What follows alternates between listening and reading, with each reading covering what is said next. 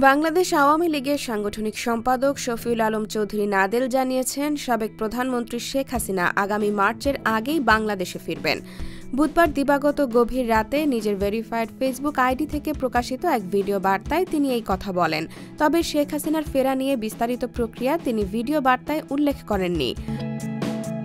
৮ minute ৫০ সেকেন্ডের video বার্তায় নাদেল বলেন, এ দেশ আমাদের অহংকার।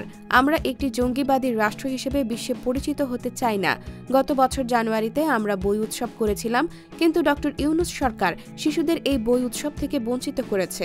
শুধু শিশুদের নয়, এদেশের সকল মানুষের আশা আকাঙ্ক্ষার বিপরীতে তারা অবস্থান নিয়েছে।